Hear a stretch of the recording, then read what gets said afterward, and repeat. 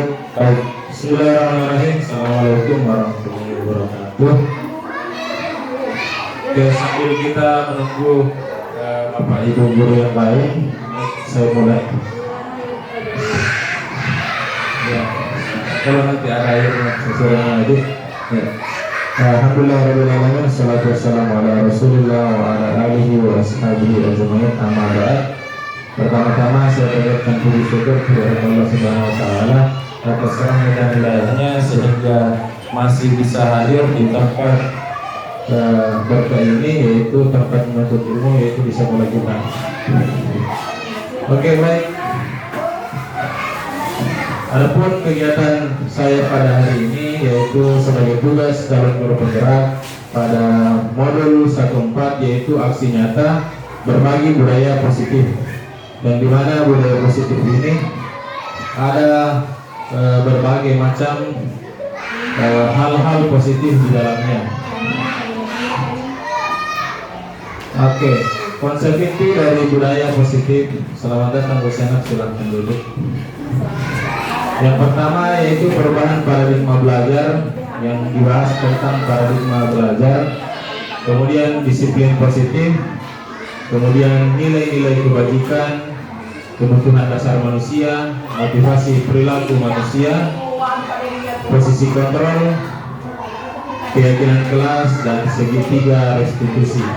Ada 8 item yang akan kita bahas. Oke, pembelajaran dengan paradigma baru, yaitu pembelajaran paradigma baru atau kurikulum merdeka merupakan pembelajaran yang berorientasi pada penguatan kompetensi dan pengembangan karakter yang sesuai dengan dimensi profil pelajar Pancasila. Oke, seperti yang kita ketahui bahwa profil pelajar Pancasila memiliki 6 dimensi. Yang pertama yaitu beriman, bertakwa kepada Tuhan Yang Maha Esa dan berakhlak mulia, berkebinekaan global, mandiri, bergotong royong, bernalar kritis, dan kreatif.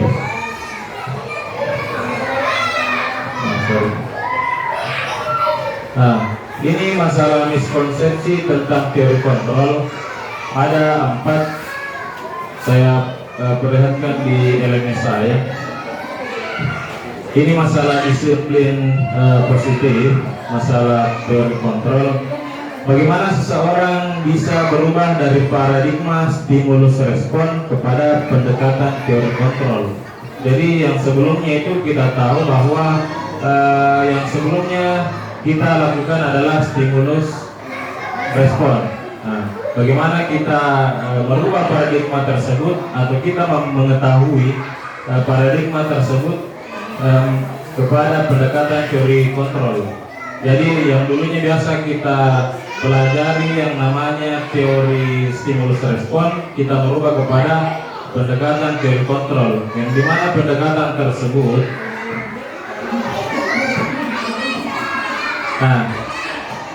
menurut Dr. William Glasser, seorang psikiater dan pendidik, bahwa beberapa miskonsepsi tentang makna kontrol, yaitu pertama ilusi guru mengontrol murid, kemudian kedua ilusi bahwa semua penguatan positif efektif dan bermanfaat, ilusi bahwa kritik dan membuat orang merasa bersalah dapat menguatkan karakter, ilusi bahwa orang dewasa memiliki hak untuk memaksa.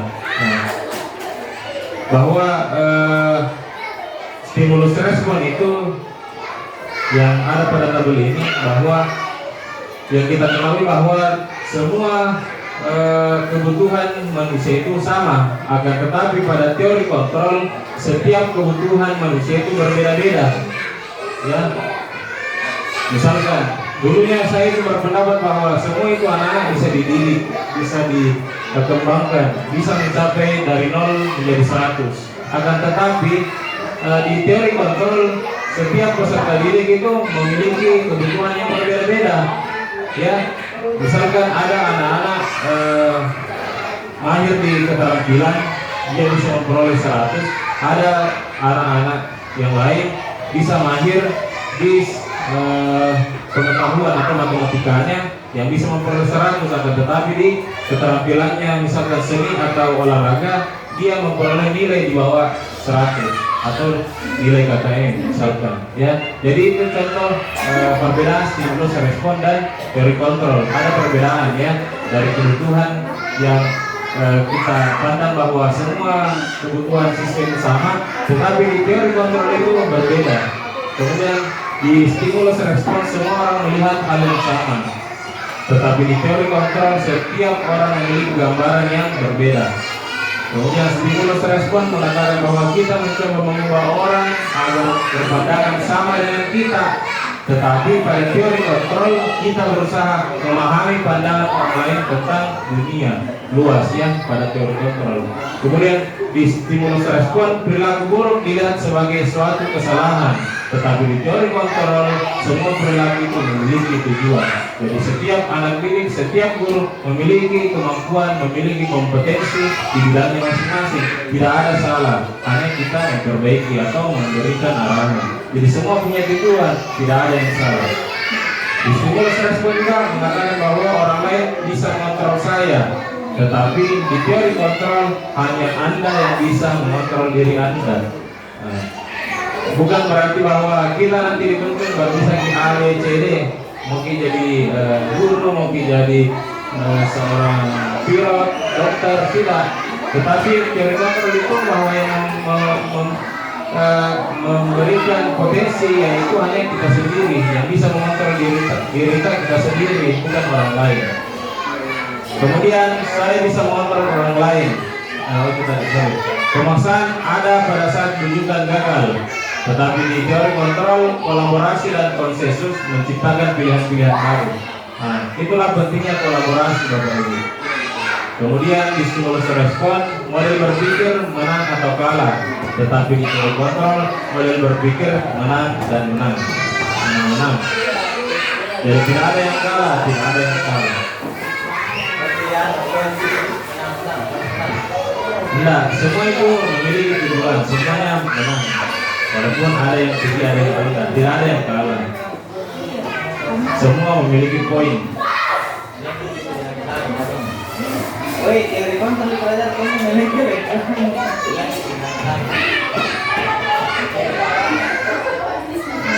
Oke, disiplin positif. Kita lanjut ke materi kedua yaitu disiplin positif. Kata disiplin berasal dari bahasa Latin yaitu disiplinnya mati lampu. Tadi.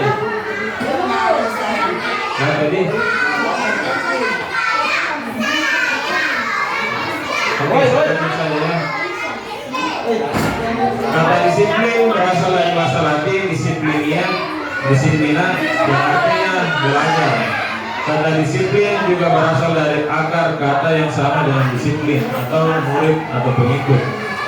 Disiplin juga berkonotasi dengan disiplin diri. Seseorang yang memiliki disiplin diri berarti mereka bisa bertanggung jawab terhadap apa yang dilakukannya, karena mereka berdasarkan tindakan mereka pada nilai-nilai kebajikan universal. Oke.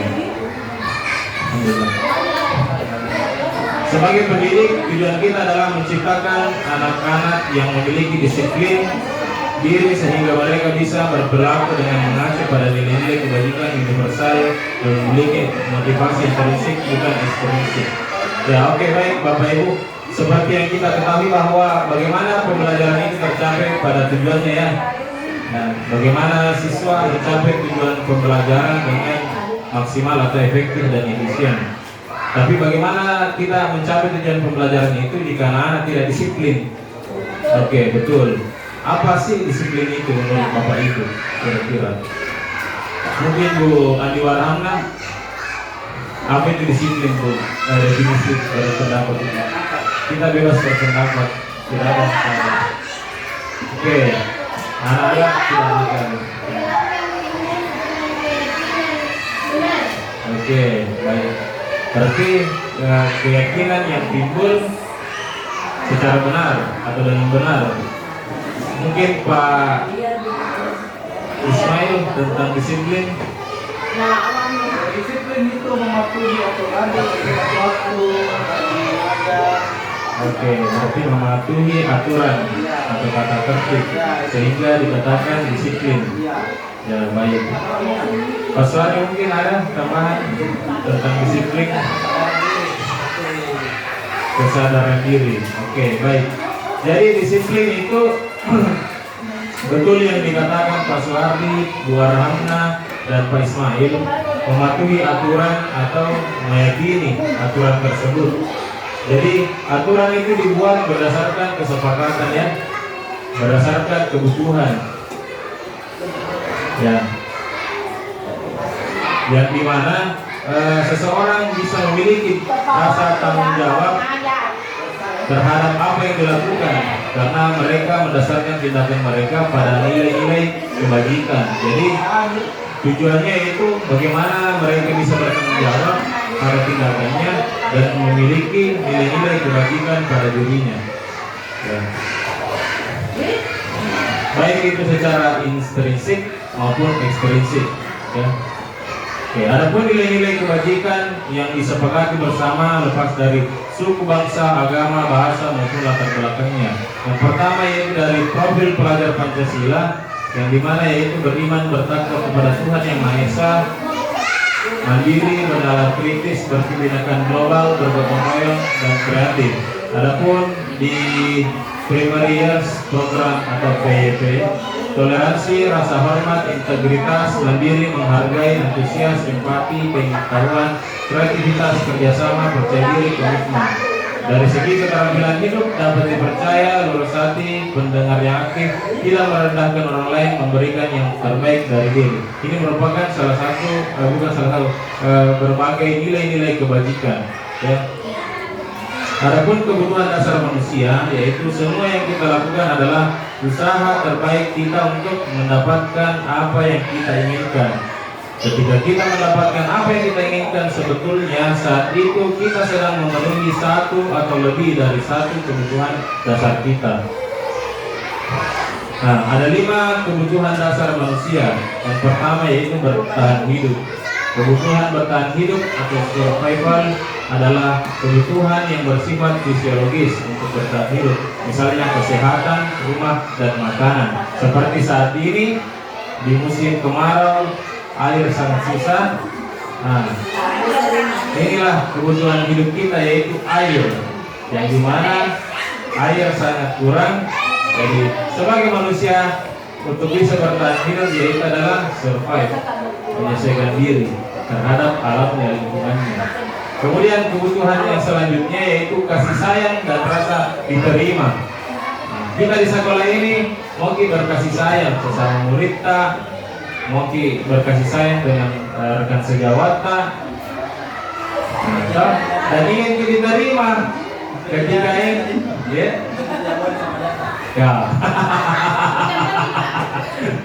Ya. Nah, kalau itu kasih sayang yang lain itu. Nah, kebutuhan untuk disayangi dan diterima meliputi kebutuhan akan hubungan dan koneksi sosial. Nah, ini kasih sayang dari segi sosial.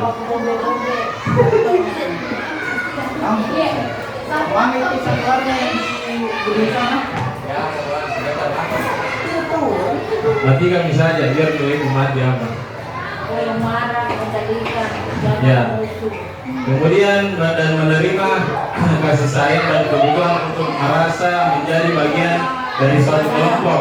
Oke, ini kebutuhan dasar sebenarnya ya, yang harus kita penuhi juga. Seperti di lingkungan sekolah kita ini, sebenarnya dalam sekolah mulai dari stakeholder atas sampai yang paling bawah, guru dan peserta didik, harusnya kita kasih sayang.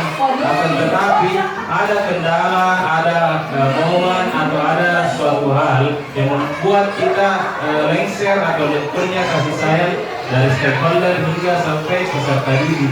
Ya. Itulah pentingnya kita berkolaborasi, saling bertukar pikiran, bermusyawarah, dan saling menerima pendapat antara atasan, bawahan, serta paling bawah yaitu peserta didik kita. Ketika kita tidak mampu menerima saran, tidak mau berkolaborasi, susah mendapatkan puncak kasih sayang tersebut. Membantu orang tua. Ya. Itu salah satu bentuk kasih sayang kepada orang tua, membantu ya, dan bentuk loyalitas seperti diwariskan.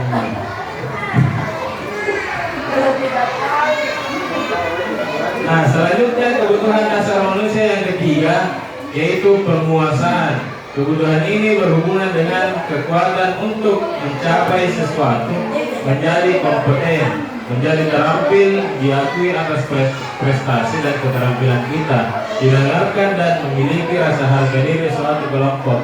Nah, ini tadi yang sebelumnya saya sampaikan bahwa penguasaan, di mana penguasaan ini, bagaimana kita mau diakui, ya, bagaimana pendapat mau didengar, ya. Misalkan kita punya kompetensi ini harus butuh pengakuan, butuh empati dari teman tak, butuh harga diri berupa dihargai, berupa didengarkan pendapat tak. Jangan sampai kita mengutarakan pendapat yang telah kita kuasai lantas diabaikan. Mungkin Pak Ismail punya pengalaman yang sangat banyak. Bagaimana menanggapi seperti itu Pak, kalau kita sudah mengutarakan? Nah, inilah 5 dari kebutuhan dasar manusia yang sebenarnya harus kita penuhi. Kita harus baik itu kalau tidak dihargai. Ya. Ketika memang dalam satu kondisi yang sudah sangat urgent, yang dia apa? Iya. Daripada sesaji. Nah, betul. Kemudian keempat yaitu kebebasan. Kebutuhan untuk bebas adalah kebutuhan akan kemandirian ekonomi, memiliki pilihan dan mampu mengendalikan arah hidup seseorang atau kelompok. Nah, ini kebebasan. Salah satunya bebas berpendapat, ya. Otonomi, kemandirian, mandiri, otonomi, ya, bukan otonomi semena-mena, ya, tetapi melihat kebutuhan dasar para pendidiknya, para peserta didiknya, bukan hanya kepentingan pribadi, ya. Atas dasar keinginan, atas dasar ego, maka tidak diindahkan. Dan terakhir yaitu kesenangan. Bagaimana kebutuhan ini bisa juga terlaksana atau terpenuhi. Di mana kebutuhan akan kesenangan adalah kebutuhan untuk mencari kesenangan, baik bermain dan tertawa.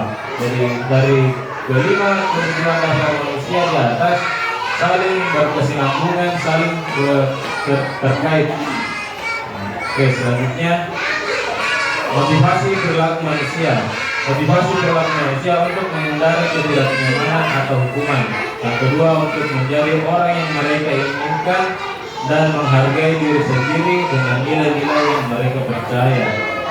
Kemudian untuk mendapatkan imbalan atau penghargaan dari orang lain. Ini ada 3 motivasi perilaku manusia.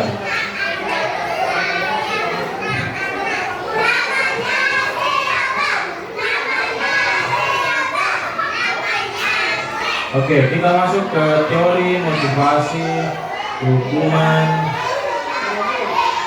dan penghargaan restitusi. Yang pertama kita lihat 3 motivasi perilaku manusia.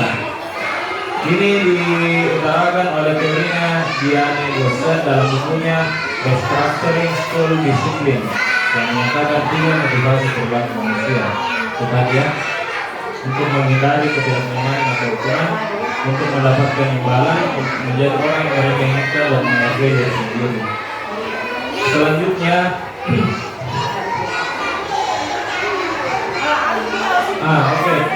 kita masuk pada teori hukuman.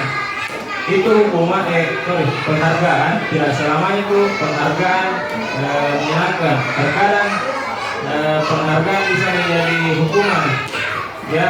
Saat kita berulang kali menjanjikan hadiah kepada anak-anak agar berperilaku bertanggung jawab, atau kepada seorang murid agar mempelajari sesuatu yang baru, atau kepada seorang karyawan agar melakukan pekerjaan yang berkualitas, kita sedang berasumsi mereka tidak dapat melakukannya atau mereka tidak akan memilih untuk melakukannya. Berarti ada penghukuman oleh penghargaan. Bagaimana kira-kira Bapak Ibu?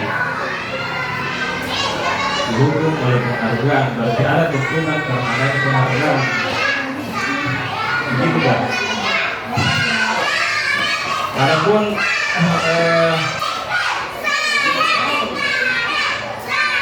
penghargaan dalam dihukum oleh penghargaan ada beberapa pembahasannya. Yang pertama, pengaruh jangka pendek dan jangka panjang. Kalau yang kelas rendah mungkin adalah kesimpulan sesuatu yang apa ini bisa diterima masuk kembali. Iya, nggak apa-apa. Bebas disantai gitu. Nah, pertama dihukum oleh penghargaan yang pertama yaitu pengaruh jangka pendek dan jangka panjang. Jangka pendek dan jangka panjang yang pertama itu penghargaan efektif jika kita menginginkan seseorang melakukan sesuatu yang kita inginkan dalam jangka waktu pendek. Jika kita menggunakan penghargaan lagi dan lagi, maka orang tersebut akan bergantung pada penghargaan yang diberikan serta kehilangan motivasi dari dalam. Selanjutnya, jika kita mendapatkan penghargaan untuk melakukan sesuatu yang baik, maka selain kita senantiasa berharap mendapatkan penghargaan tersebut lagi, kita pun menjadi tidak menyadari tindakan baik yang kita lakukan. Nah, selanjutnya penghargaan bisa menjadi tidak efektif. Kenapa? Karena suatu penghargaan adalah suatu benda atau peristiwa yang diinginkan yang dibuat dengan persyaratan hanya jika Anda melakukan hal ini maka Anda akan mendapatkan penghargaan yang diinginkan. Jika saya mengharapkan suatu penghargaan dan tidak mendapatkannya, maka saya akan kecewa dan berkecil hati serta memungkinkan lain kali saya tidak akan berusaha sekeras sebelumnya. Itu penghargaan yang tidak efektif. Kemudian jika kita memberikan seseorang suatu penghargaan untuk melakukan sesuatu hal, maka kita harus terus-menerus memberikan penghargaan itu jika kita ingin orang tersebut meneruskan perilaku yang kita inginkan. Dan terakhir, orang yang berusaha berhenti merokok atau orang yang berusaha diet, menguruskan badan, bila diberikan penghargaan hampir pasti tidak berhasil karena penghargaannya tidak efektif. Kemudian penghargaan yang dapat merusak hubungan. Ketika seseorang diberi penghargaan atau dipuji di depan orang banyak, maka yang lain akan merasa iri. Berarti semuanya. Dan sebagian dari mereka akan tidak menyukai orang yang diberikan penghargaan tersebut. Berarti ada orang yang tidak menyukai. Jika seseorang guru sering memberikan penghargaan kepada murid-muridnya, besar kemungkinan murid-muridnya termotivasi hanya untuk menyenangkan gurunya. Mereka tidak akan bersikap jujur kepada guru tersebut. Kemudian, penghargaan menciptakan persaingan di dalam kelas dan persaingan menciptakan kecemasan. Mereka yang percaya bahwa mereka tidak memiliki kesempatan untuk mendapatkan penghargaan akan berhenti mencoba. Selanjutnya, penghargaan mengurangi kecepatan. Ada dua riset. Yang pertama dalam sebuah percobaan, sekelompok anak laki-laki berusia sekitar 9 tahun diminta untuk melihat gambar-gambar wajah yang ditampilkan di layar, dan mereka harus memberitahukan jika wajah-wajah tersebut sama atau berbeda. Gambar-gambar tersebut hampir sama. Beberapa dari mereka diberi penghargaan dalam bentuk uang. Pada saat mereka memberikan jawaban benar, sementara sebagian yang lain tidak, hasilnya anak laki-laki yang dibayar membuat lebih banyak kesalahan. Ini riset pertama. Adapun riset kedua, anak-anak diminta mengingat kata-kata tertentu. Kemudian mereka diminta mengambil kartu yang berisi kata-kata yang diingat tersebut setiap kali muncul. Beberapa anak diberikan permen. Setiap mereka memberikan jawaban yang benar. Seperti yang lain, hanya diberitahu saja bila jawaban mereka benar. Alhasil, anak-anak yang mendapatkan permen jawabannya banyak yang tidak tepat dibandingkan anak-anak yang hanya diberitahu jawabannya benar. Selanjutnya, penghargaan menurunkan kualitas. Ini penghargaan menurunkan kualitas. Bagaimana? Pengamatan dilakukan pada sekelompok mahasiswa atau mahasiswi yang sedang kerja praktik di sebuah surat kabar universitas. Saat itu mereka sedang belajar menuliskan sebuah artikel tentang sebuah judul berita utama. Seiring waktu waktu mahasiswa tersebut semakin mampu bekerja dengan cepat. Kemudian ada beberapa mahasiswa yang dibayar untuk setiap judul berita utama yang mereka mampu hasilkan, dan setelah beberapa lama mahasiswa yang dibayar ini hasil kerja berhenti berkembang.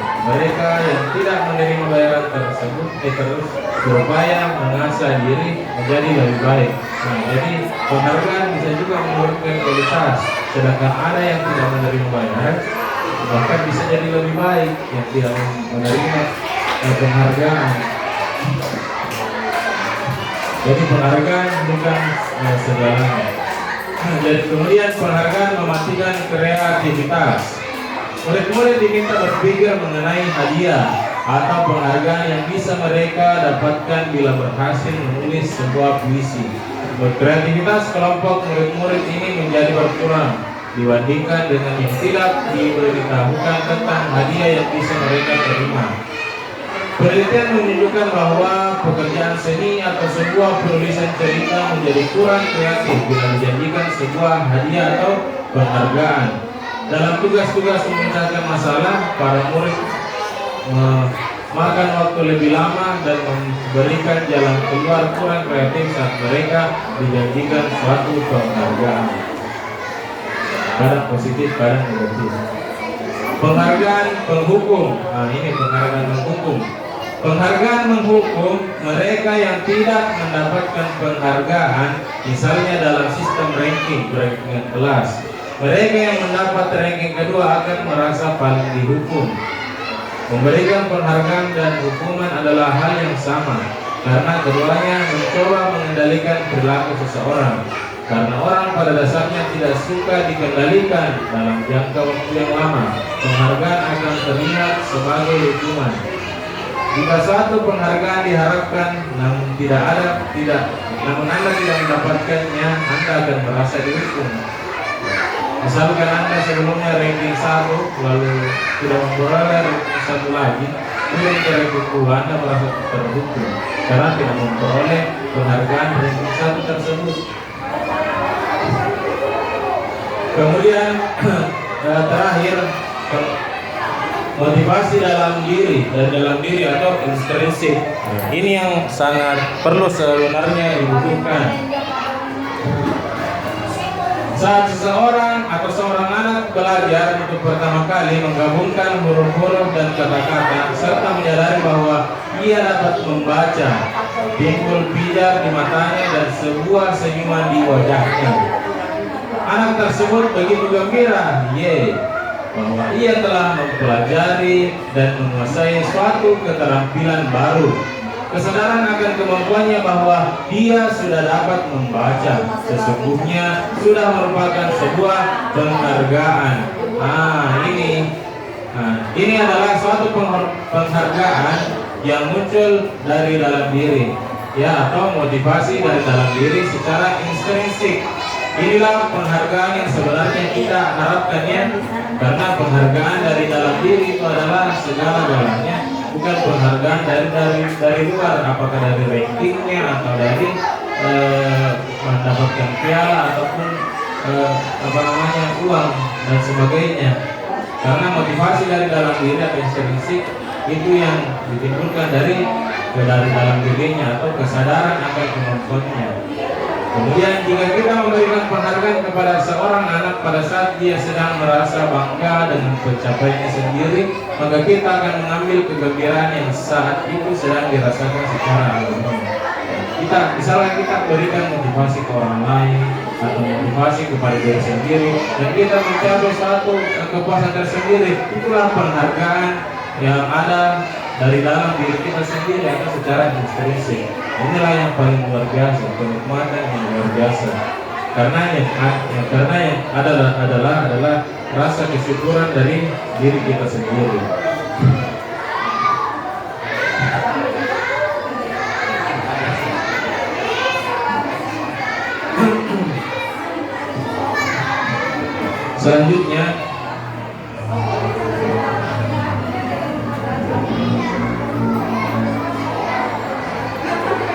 Selanjutnya apa lagi nih? Posisi kontrol ya. Kita masuk di posisi kontrol guru. Posisi kontrol guru ada 5 ya. Yang pertama posisi penghukum, kemudian pembuat merasa bersalah, ketiga guru sebagai teman, keempat pemantau, dan terakhir manajer. Nah, ini yang paling kita harapkan sebagai guru di sekolah kita ya, itu bagaimana bagaimana kita sebagai guru bisa masuk di posisi guru manajer ya. Bagaimana itu? Saya bahas sedikit.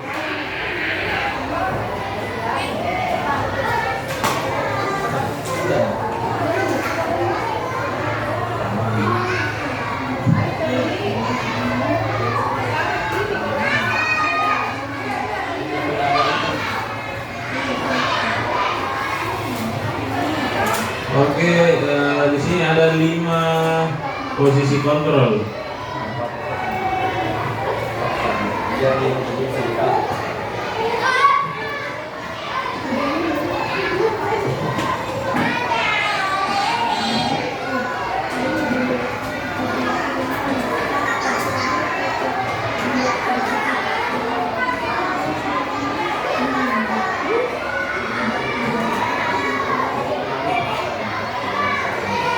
Nah, posisi kontrol bisa terbagi atas 5, yaitu pertama penghukum, kemudian pembuat rasa orang bersalah, kemudian guru sebagai teman, guru sebagai pemantau, dan guru sebagai manajer. Oke, yang pertama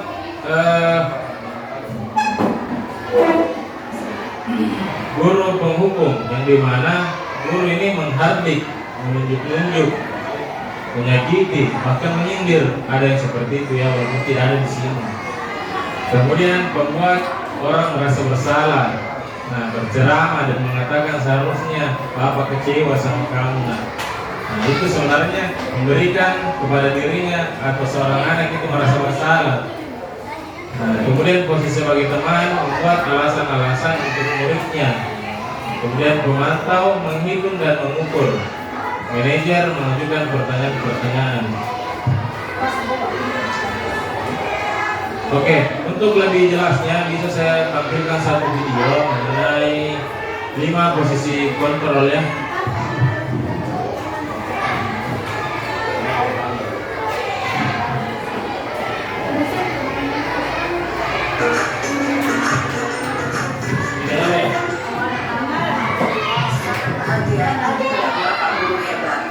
Dalam penerapan disiplin positif restitusi, salah satu program yang dikembangkan adalah 5 posisi kontrol. 5 posisi kontrol dalam restitusi adalah proses perjalanan seorang pendidik agar dapat mengenali dirinya.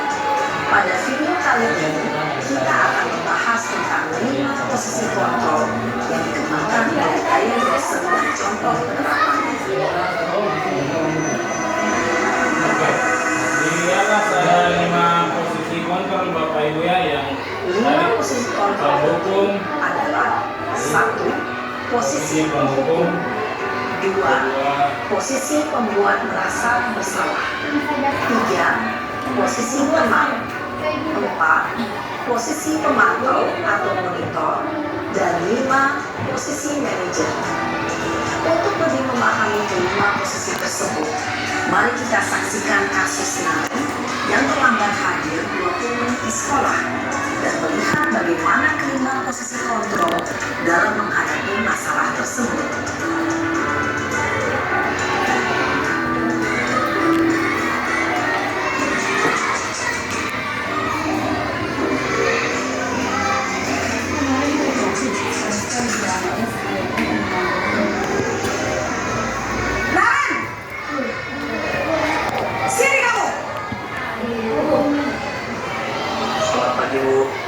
Selalu terlambat. Kamu deh, pasti terlambat.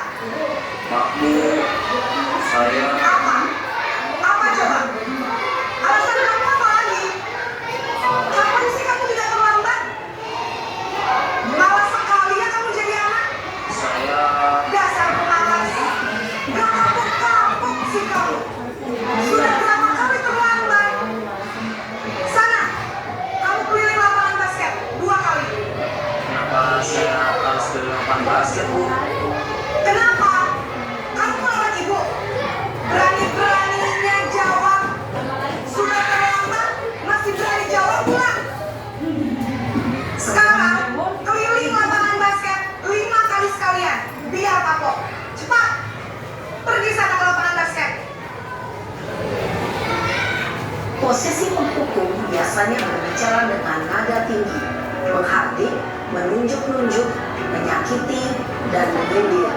Hukuman bisa berupa fisik maupun psikis. Ibu dan bapak guru hebat. Dampak yang terjadi pada guru ketika guru berada pada posisi penghukum adalah murid cenderung akan menolak, bahkan memandangkan.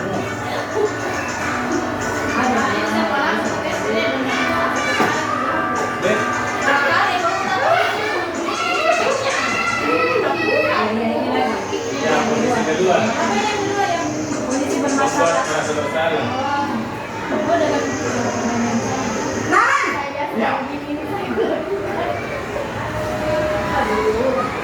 Sampai Bu. Naren, kamu kenapa terlambat lagi, nak? Ya Tuhan, Naren, kamu senang ya bikin ibu susah ya? Kalau kamu terlambat lagi, nanti ibu yang ditegur bapak kepala sekolah, nak. Disangka ibu tidak bisa membina kamu. Duh, gimana ini? Maaf Bu. Naren, kamu suka ya kalau ibu ditegur bapak kepala sekolah? Terus, sekarang ibu harus tulis apa yang di buku absen? Ini kamu sudah sering terlambat loh. Ibu harus apa coba? Maaf Bu. Maaf sekali. Ya sudah, lain kali jangan bikin ibu susah lagi ya, nak ya. Ibu tidak akan kuat lagi kalau kamu gini terus. Bisa jatuhkan kalau ibu ditegur bapak kepala sekolah. Sana cepat ke kelas. Maaf ya Bu. Maaf sekali. Posisi membuat rasa bersalah berbicara dengan nada tenang, cenderung lembut. Namun kata-kata yang diutarakan membuat murid merasa menjadi orang yang gagal, memandang buruk dirinya sendiri, merasa tidak berharga, dan tidak sanggup membahagiakan orang lain. Ketika guru mengambil posisi membuat rasa bersalah, murid akan menganggap dirinya yang bersalah dan ia akan menyimpan emosi negatif tersebut di dalam dirinya.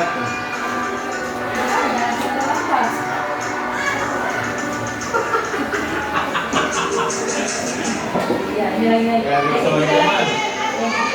Warnanya ini. Oh,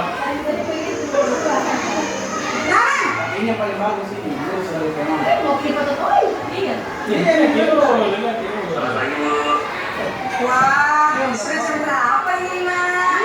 Selamat lagi ya, sayang. Saya mau menolongkan saya Bu. Kamu malah menyalahkan ibu kamu. Kamu bukannya anak Begini dulu, yang nanti paling panggilan kerja. sebentar. Kok terlambat sih? Iya Bu. Saya mau bangun tadi. Jadi biarpun saya lagi kencang, tetap nggak kencang Bu. Ya sudah sana. Nanti lain kali larinya lebih kenceng lagi ya. Biar gak terlambat lagi. Bikin seneng ibu demi ibu. Bisa kan? Bisa lah Bu. Ya sudah sana ke sekolah sendiri. Ya sih bisa absen kamu. Kamu ini ada saja. Dalam posisi tenang, guru berbicara dengan nada suara ramah, akrab, cenderung bersenda gurau untuk menjaga suasana tetap santai. Murid akan merasa senang, aman, dan akrab dengan guru. Identitas yang tercipta adalah identitas sukses atau berhasil. Namun, perlu diingat, karena ini masih golongan eksternal, maka ada faktor ketergantungan dari murid kepada orang tertentu. Di sini, guru aksennya, sehingga di lain waktu, murid bisa berperilaku baik, namun hanya kepada orang-orang tertentu saja.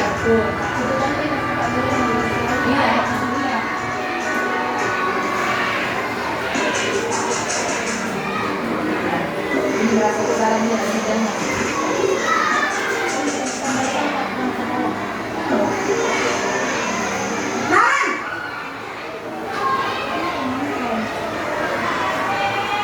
Selamat pagi Bu. Naren, apa peraturan sekolah kita tentang jam berapa kita harus masuk sekolah, nak? Kita harus harus di sekolah jam 7 Bu. Iya betul, sekarang sudah jam 7.20. Narin sudah tahu konsekuensinya jika terlambat hadir. Paham Bu, saya harus tinggal kelas pas jam istirahat selama 20 menit. Iya benar, konsekuensinya demikian. Jadi nanti jam 9.30 pas istirahat.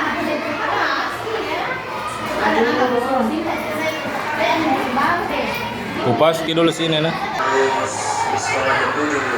Iya betul, sekarang sudah jam 7.20. Narin sudah tahu konsekuensinya jika terlambat hadir. Paham Bu, saya harus tinggal kelas pas jam istirahat selama 20 menit. Iya benar, konsekuensinya demikian. Jadi nanti jam 9.30 pas istirahat, kamu harus tinggal di kelas mengerjakan tugas tambahan untuk ketinggalan kamu, ya? Baik Bu. Posisi pemantau mengandalkan penghitungan atau data untuk mengontrol murid. Guru mengarahkan murid berdasarkan peraturan dan konsekuensi. Seorang pemantau menunjukkan bahasa tubuh dan ekspresi wajah yang datar dan cenderung formal.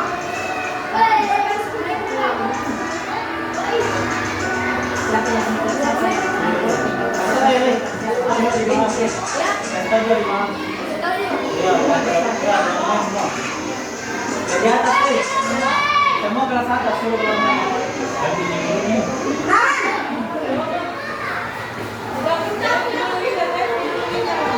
Selamat pagi Bu. Selamat pagi Naya. Maaf Bu, saya terlambat. Ya, sekolah masuknya jam 7, sekarang sudah jam 7.20. Jadi sekarang bagaimana ini Naya? Maaf Bu, saya lupa alarm saya semalam. Baiklah, menurut kamu, keyakinan sekolah yang mana yang perlu kamu tingkatkan? Menghargai diri sendiri dan orang lain mungkin ya Bu. Setuju.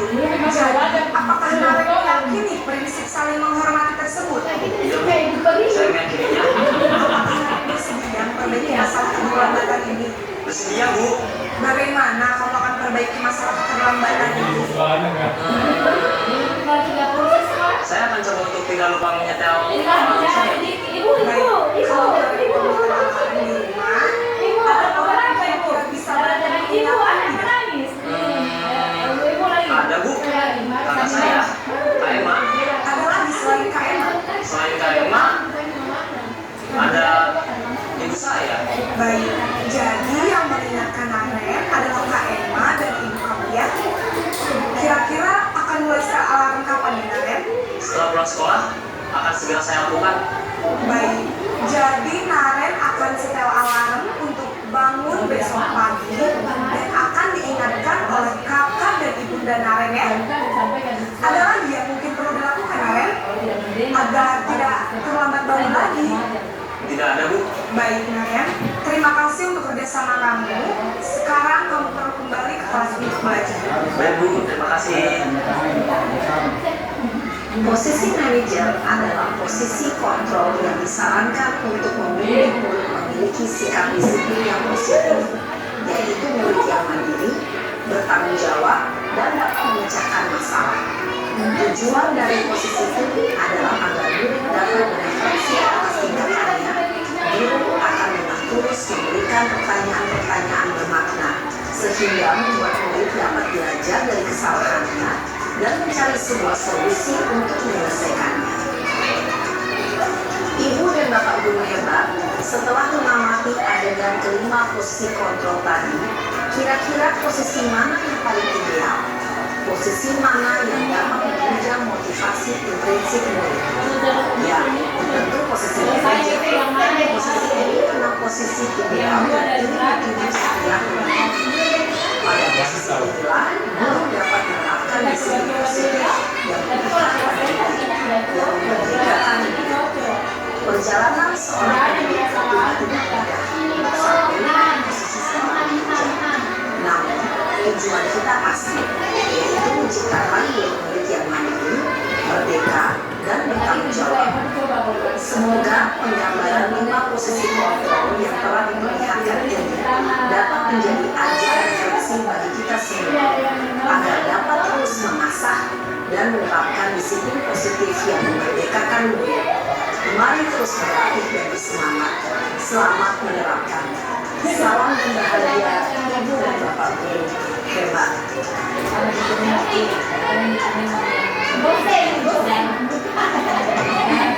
Nah, satu kan di bawah.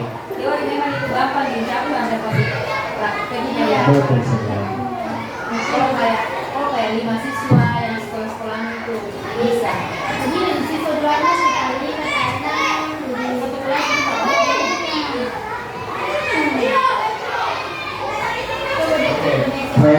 Kira-kira dari 5 identitas tadi, 5 posisi kontrol tadi, kira-kira Bapak Ibu seringnya di mana posisi kontrolnya? Kira-kira buahnya perempuan merasa bersalah. Ada yang lagi selain itu? Kadang sebagai teman, penghukum atau teman? Teman. Kalau Bu Muli, kira-kira pemantau. Pemantau. Kalau Pak Ismail kira-kira apa? Ya? Karena ada 5 penghukum, pembuat orang merasa bersalah, teman, pemantau, dan manajer. Kalau penghukum bisa memberikan hukuman, kalau membuat orang merasa bersalah, bisa memberikan ucapan atau kata-kata yang membuat dia merasa bersalah. Kalau teman, kita urus sebagai teman. Kemudian pemantau, dia gesturnya sering datar. Kedua dengan yang apa memantau dengan yang kedua membuat orang yang diam. Ya. Kalau manajer, nah ini nih level up nih. Bagaimana dia bisa menguatkan pribadinya, muridnya meletakkan dirinya sebagai individu yang positif, tidak membuat individunya merasa terhakimi. Kemudian bagaimana bisa memperbaiki keadaan dan mengevaluasi diri, bagaimana cara memperbaiki diri. Oke. Selanjutnya apa di slide?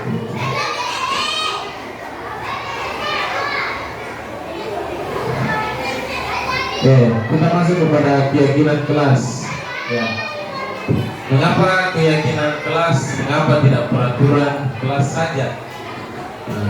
Pembentukan keyakinan kelas, ikhlas keyakinan kelas merupakan metode untuk menimbulkan kembali disiplin positif yang didasari oleh motivasi dari dalam diri sendiri atau intrinsik, motivasi dari dalam diri.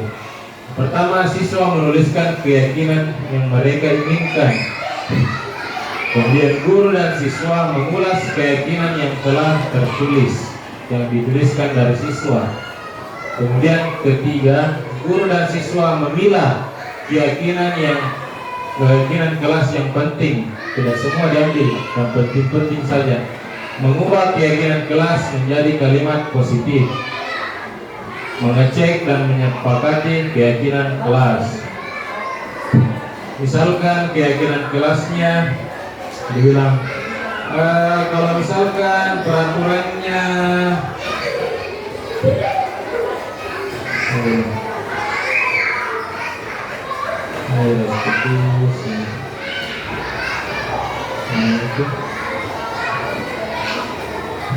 kalau misalkan kita ada peraturan tak, misalkan dilarang, oke, sambil diskusi, dilarang keluar kelas tanpa izin. Baiknya kalimat positifnya seperti apa untuk keyakinan kelas? Jangan kata tidak, jangan ada kata negatifnya, berarti harus ada kata positif. Itu minta izin sebelum keluar kelas. Laku kelas.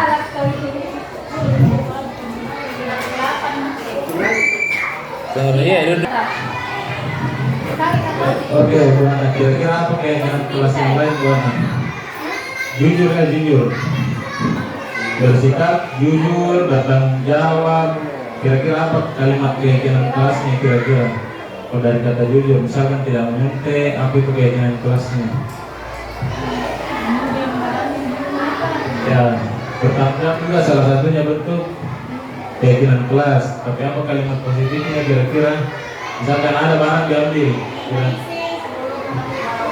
ya minta izin sebelum atau meminjam barang orang lain, mengembalikan barang pada tempatnya.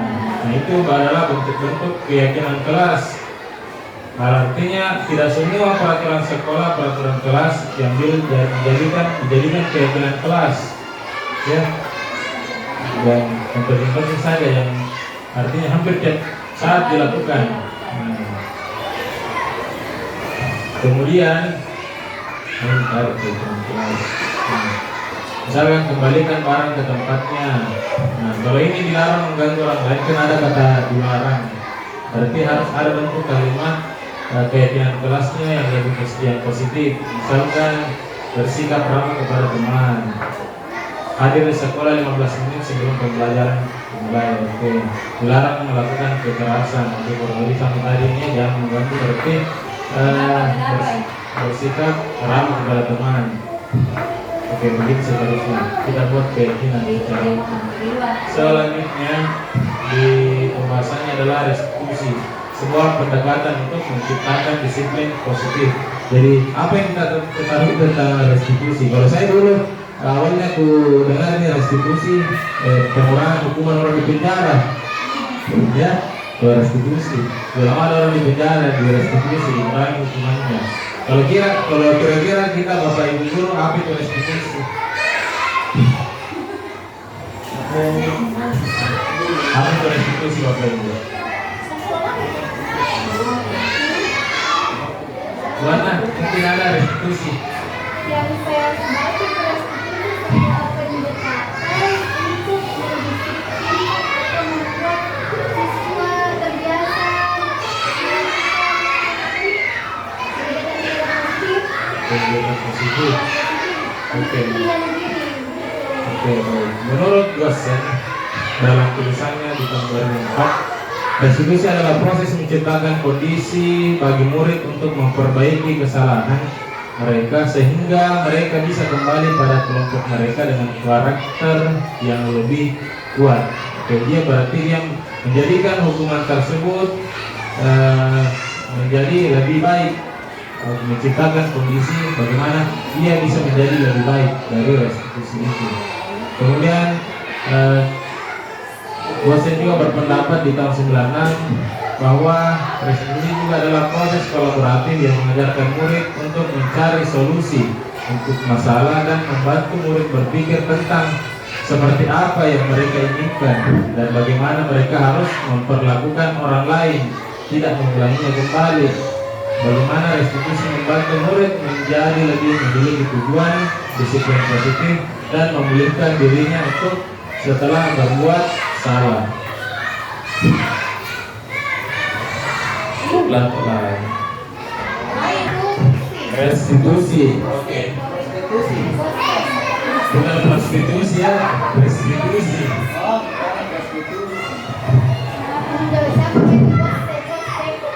Goseng.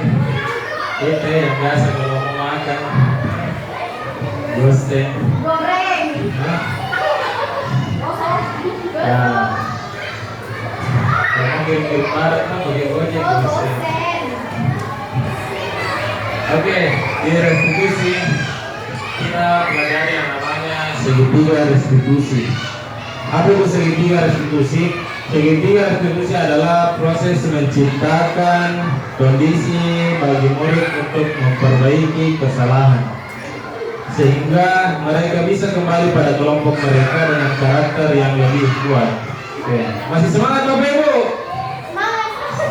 Semangat, coba semangat pagi. Pagi, luar biasa. Oke, di segitiga restitusi itu bagaimana kita pertama menstabilkan identitas. Jadi siswa yang membuat kesalahan tidak langsung dihakimi. Nah, dari guru manajer tadi diadopsi yang namanya segitiga restitusi. Nah, dia melaksanakan tadi namanya segitiga restitusi. Pertama dia menstabilkan identitas, tidak membuat anak itu terhakimi, tapi memberikan identitas yang baik. Artinya kamu yang kau lakukan itu tidak sepenuhnya salah, kamu juga pernah salah, tapi kita menstabilkan dirinya dulu. Kemudian memvalidasi tindakannya yang salah. Kira-kira dari tindakanmu yang kamu perbuat adakah kesalahan, kira-kira apa yang kesalahan dari yang kamu lakukan.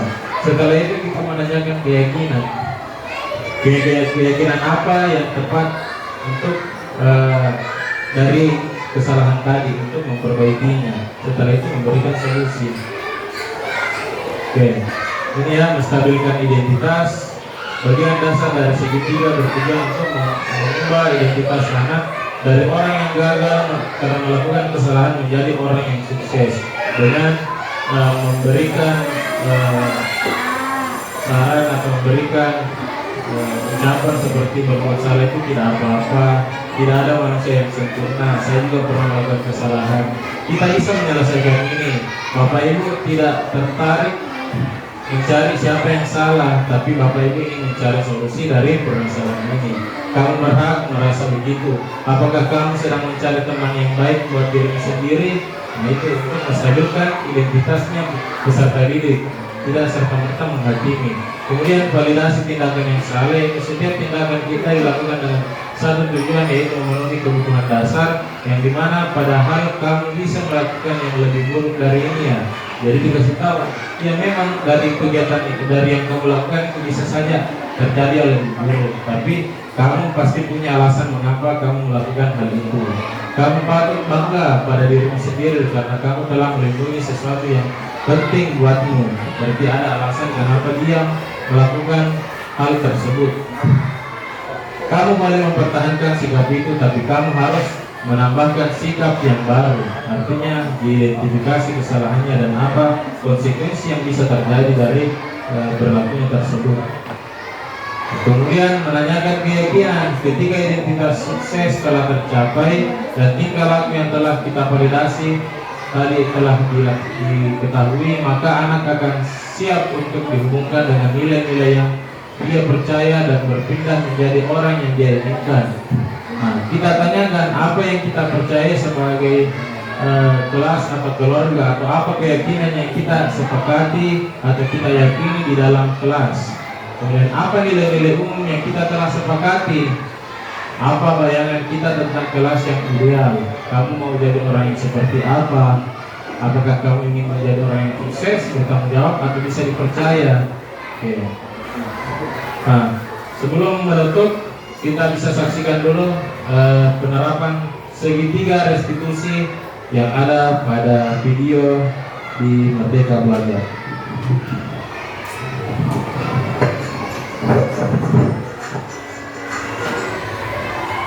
Salam yang bahagia, pada video kali ini kita akan membahas tentang program disiplin positif yang diterapkan di lingkungan sekolah yang dikenal dengan nama restitusi.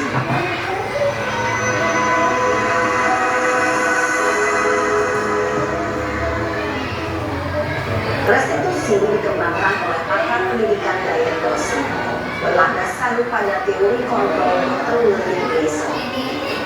Segitiga restitusi adalah suatu proses dialog yang dijalankan oleh guru atau orang tua agar dapat menghasilkan murid yang mandiri dan bertanggung jawab. Pada saat guru di posisi manajer, aspek yang dikembangkan pada murid adalah motivasi prinsip, sehingga penanaman nilai-nilai kebajikan dapat tumbuh dan berkembang menjadi suatu kebiasaan positif yang akhirnya menentukan. Proses dialog ini terdiri dari 3 langkah yang digambarkan pada ketiga sisi pada segitiga restitusi. Sisi pertama adalah menstabilkan identitas. Sisi yang kedua adalah validasi tindakan yang salah. Dan sisi yang ketiga adalah menanyakan keyakinan. Ibu dan bapak guru berikut ini akan ditunjukkan bagaimana seorang guru berada dalam posisi manajer menggunakan penerapan segitiga restitusi.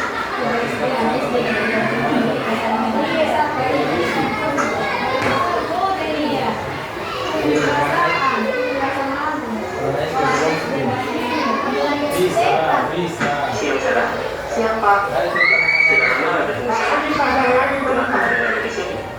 Kesel pak, kesel banget. Masa aku nggak dari kopi, apa? Ya aku marah depan kelas. So banget. Itu ya pasti kamu marah dan kesal. Bapak juga akan marah apabila ada yang menuduh Bapak seperti itu. Kemudian pada saat itu kamu mau melakukan apa? Ya saya langsung ngatain Eka lah Pak. So banget. Saya bentak-bentak dia depan teman-teman lain. Oh begitu. Pasti kamu melakukan seperti itu karena suatu alasan tertentu kan? Iyalah, saya diam saja Pak. Ya saya ada di mana? Masa ada di muka fitnah? Ya wajar. Anak-anak itu satu hal yang penting Bapak. Untung kamu tidak bertindak lebih gagal lagi. Hanya membentak-bentak. Iya Pak. Untung saya masih bersabar dan hanya membentak saja. Sudah gemes padahal. Saya pasti bela diri lagi. Ya pasti ya. Tapi kamu memilih untuk tetap bertahan dan bersabar. Kamu memilih untuk tidak berbuat lebih parah lagi kan? Nah, sekarang coba kita lihat lagi tindakan kamu yang bentak Eka di kelas. Tindakan kamu itu kira-kira sesuai dengan keyakinan kelas atau prinsip kamu tidak? Enggak lah Pak. Capek Pak jadi kemarin. Jadi keyakinan atau prinsip mana yang kurang sesuai dengan keinginan kamu? Ya, saya sebenarnya sangat menghargai orang lain. Mungkin saat itu saya tidak emosi, jadi tidak menunjukkan sikap itu. Kamu meyakini tidak? Menghargai orang lain itu penting buat kamu. Yakin lah Pak. Iya, setuju. Kita harus saling menghargai. Namun ada juga keyakinan yang kita sepakati yang perlu kita jalankan apabila kita sedang marah kan? Ya, saya bisa lebih proaktif, mulai dengan diri sendiri. Saya bisa jadi lebih sabar, mengambil waktu juga untuk berpikir mau apa selanjutnya. Kira-kira kamu bersedia memperbaiki masalah ini tidak? Bersedia Pak. Kalau kamu memperbaiki masalah ini, kamu akan menjadi orang seperti apa? Saya akan menjadi orang yang bertanggung jawab kali ya Pak. Dan senantiasa proaktif.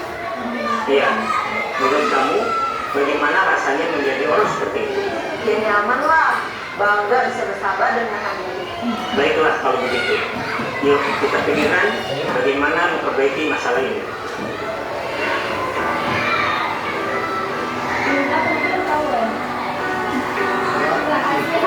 Ibu dan Bapak guru hebat.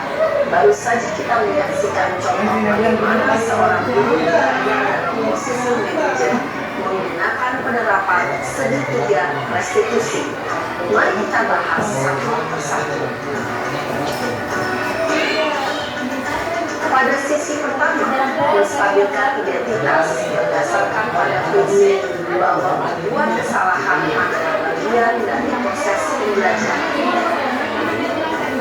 Sisi pertama dari segitiga ini berperan menggeser identitas murid dari identitas gagal ke identitas sukses. Murid yang sedang bertingkah laku yang tidak pantas atau menarik diri saat itu sedang mengalami identitas gagal. Bila kita mengkritiknya, maka posisinya tidak akan berubah.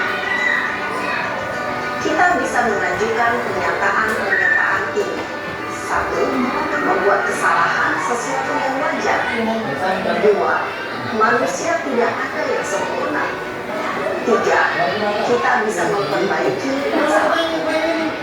4. Saya tidak menanyakan kesalahannya. Saya apakah saat ini kamu tengah menjadi orang yang baik untuk dirimu sendiri? Salah.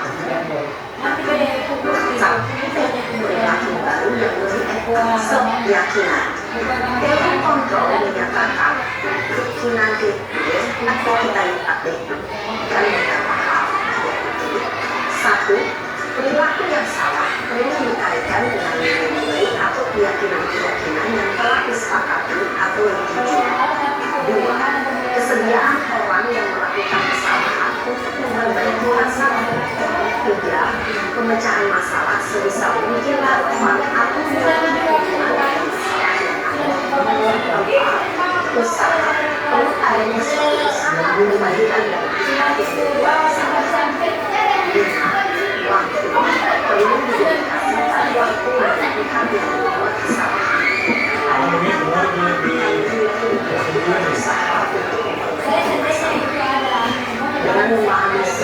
penerapan segitiga restitusi diharapkan ini dapat menggunakan posisinya sebagai manajer dengan mengajukan pertanyaan bermakna yang dapat membuat murid menjadi lebih percaya diri, bertanggung jawab, dan mandiri. Nah, Ibu Bapak Guru, perlu tidak yang mengikuti ketiga tahapan dalam segitiga restitusi bergantung pada ringan beratnya suatu permasalahan. Misalnya, bila permasalahan tersebut ringan, maka tidak perlu menjalankan secara berurutan, bahkan bisa semudah menanyakan apakah keyakinan yang kita sepakati. Dengan menjalankan segitiga restitusi, dengan mengajukan pertanyaan-pertanyaan bermakna, diharapkan untuk menjadi kuat secara pribadi, dapat membuka permasalahan hidup agar dapat menyelesaikan permasalahan tersebut, semakin percaya diri, mandiri, dan merdeka. Salam dan bahagia. Oke, baik Bu. Nah, itu tadi segitiga restitusi sebagai penutup. Ada banyak hal yang bisa kita lakukan di setiap pembelajaran kita, bukan hanya di seperti ditayangkan tadi anak SMA, di tingkat SD pun bisa. Dan misalkan dalam hal anak keterlambatan sekolah, di segitiga restitusi itu bisa kita tanyakan mengapa dia terlambat, ya. Tidak semua kita tidak mungkin dulunya juga pernah terlambat. Kalau saya pernah jadi anak, seorang anak juga pernah terlambat. Apa yang membuat kamu terlambat? Dan terlambat terlambat bangun atau begadang, main HP. Kira-kira keyakinan apa yang bisa banyak keyakinannya bagaimana? Nah, berarti harus ada sikap disiplin, bertanggung jawab agar dia bangun cepat untuk pergi ke sekolah. Solusinya seperti apa itu? Tadi kayak menyalakan alarm dan sebagainya. Jadi semua segitiga restitusi itu bisa diterapkan di mata pelajaran kita. Walaupun terkadang saya pun berbeda dari yang dilaksanakan sebelumnya. Mungkin itu pemaparan saya pada hari ini. Semoga Bapak Ibu semua bisa menjadi guru bergerak, walaupun tidak masuk di dalamnya, tidak ikut dalam CGP, bisa menjadi guru yang menggerakkan orang lain. Minimal kita dulu harus tergerak.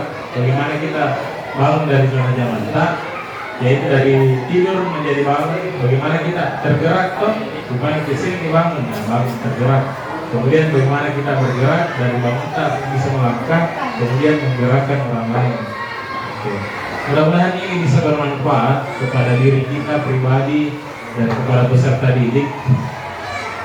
Seperti yang dikatakan, tergerak, itu mungkin tergerak kita dari, semoga tergeraknya kita dari secara intrinsik maupun ekstrinsik, kemudian bergerak lalu menggerakkan orang-orang di sekitar kita agar bisa menjadi orang-orang yang memiliki budaya positif. Terima kasih Bapak Ibu, jazakumullahu khairan. Wabillahi taufiq wal hidayah. Assalamualaikum warahmatullahi wabarakatuh.